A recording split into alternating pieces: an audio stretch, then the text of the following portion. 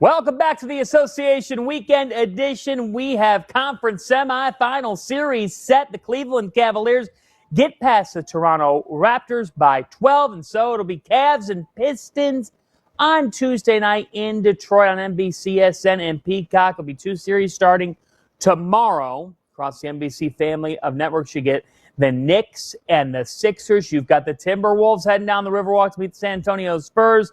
And now Tuesday night, Cavs and Pistons from Detroit, as well as Thunder and Lakers from OKC. Antonio Daniels, Kenny Atkinson just talked.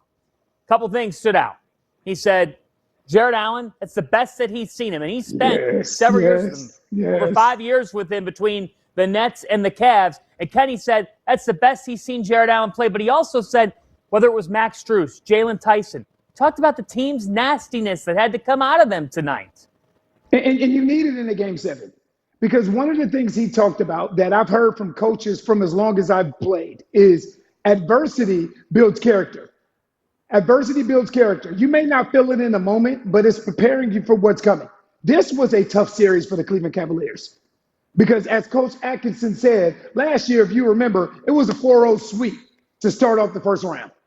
But this was an adverse series for them. It tested them in a number of different ways. It tested them mentally, it tested them physically, and you had to have guys, again, that outplayed their expectation. And Jared Allen was the player of the game today. He was the reason why the Cleveland Cavaliers are now advancing to the next round. Cavs out-rebounded Toronto 60-33. Let's hear from the other side of this. Raptors head coach Darko Rajaković visits with the media now. Hey, Joe, go ahead and talk to your coach, please. Darko, probably too soon to put the season in perspective, but in this game, where did you think things kind of unraveled for you a little bit? I thought that we gave it all. Everything we got today. Guys were awesome. We were fighting for every possession. We were fighting for everything on the floor. We made it really hard for them. That was not an easy game for them to win. Congratulations to Cleveland. Have a lot of respect for Kenny, a lot of respect for that roster. Amazing players. Wish them all the best in the next round. We were close. We had our opportunities and chances. And there is going to be a lot of stuff to reflect on and to improve on going forward. Was just energy a factor? We talked a little bit before the game how hard you guys have played to get yourself to this point. You're missing two starters. Do you think maybe you just couldn't find we never look to find excuses. We don't look at excuses that we're missing players. We're not finding for excuses that we're tired. That's why I'm saying I'm really, really proud of this group and the fight that they brought. Not just in the game tonight, but the whole series and the whole season. I think that we created a culture that we are one of the hardest playing teams in the league. We put a lot of pride in that. Our main guys, they love to play that way. They're embracing to play that way. So really proud of the campaign we had this year. Darko, you seem like a coach who takes a lot of pride in taking lessons from a lot of things. What are some of the, most important lessons you learned in this playoff run? I learned how much I love this roster, how much I love my players. That's what I really learned. Tomorrow I'm going to be missing coaching those guys. I told them before the game that I want to advance to the next round so I can continue coaching them and being around them. This is a very special group of people, and I'm very grateful and thankful to have those guys around me and to have a chance to work with them. Darko, when the game turned in the third quarter there, what did you think was separating the teams?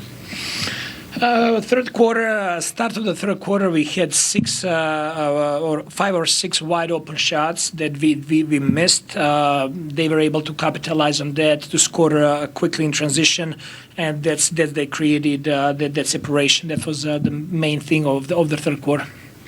Now that you look back at it and everything that Scotty's been able to do over the last 7 games, from playing point to defending James to scoring and playing as much as he has all season, is it kind of hard to imagine him doing more than he did? For this stage, I think he gave it all. for this stage of his career. I think he gave it all, and I think he made a huge stride. He got so much better in this playoff series. But this is gonna, I sound like a broken record, but this is not the best version of Scotty that we're gonna see. I know how hungry he is, how much he's gonna work over the course of the summer, and what kind of player he's gonna be next year. I think we're gonna see even better Scotty next year. Obviously, it's fresh still, and we're gonna have exit interviews with you later this week. But do you consider this season a success? Absolute success. I'm really, really proud of everything that we were able to accomplish this year, from developing our young guys, from our culture making a next step, from all the things that we were controlling, all the work that we put in, all the connectivity that we had, and all of that resulted with a number of wins that we had, and making it to the first round of the playoffs, and playing Game 7 over here on the road.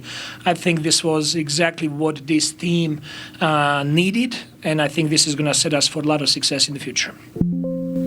Thank you, Coach. Thanks, Darko. Thank you, guys. Look at it this way, Antonio Daniels. Scotty Barnes is 24, all right? Jamal Shed is 23. Jacoby Walter is 21. And Colin Murray Boyles is 20. Oh, and the Raptors have the 19th overall pick in this June's draft. So Darko Rajaković deserves an immense amount of credit for the job he did in this series, because Toronto dictated several games in this series, even games that the Cavaliers came away as a winner. The Raptors, they put up a really good showing considering they were shorthanded, and they were a very physical, defensively minded squad. Yeah, and they showed a graphic during the game where it was talking about the difference in experience in Game 7s, right? And I don't remember what the number was, but I remember what the Toronto Raptors number was, and it was 2. They had 2 Game 7s, and one of them was Trace Jackson Davis, and he played 8 seconds in a Game 7. Right. The thing is, you cannot expedite experience as much as you would love to, just go straight to the best version of Scotty Barnes and the best version of Brandon Ingram and the best version of some of the young guys that you are referencing, and a healthy Emmanuel Quickly and a better version of RJ Barrett. You can't skip steps in this league. You can't. Experience matters in this league. And I think we saw that pay dividends tonight for the Cleveland Cavaliers. You have guys that have been in this situation before. You have guys that have been here before. And they really, in that second half, they played like it. Because what's really difficult to do in this league, John, is not to play a good half. Not to play a good half of basketball, but to sustain it and carry it through to the second half. Because what Toronto did, they played a really good half of basketball. And then you saw Cleveland's experience. They stayed calm, and you saw their experience really pay dividends and take over in that second half. And what that leads us to is the first Cavs-Pistons series in a decade. It's been a while since we've seen Cleveland and Detroit, longtime Central Division rivals, an epic 2007 Eastern Conference Finals. We're going to talk more about that Cavs-Pistons matchup as the conference semifinals are set in the NBA playoffs. You've heard from the coaches. We're going to hear from the players soon.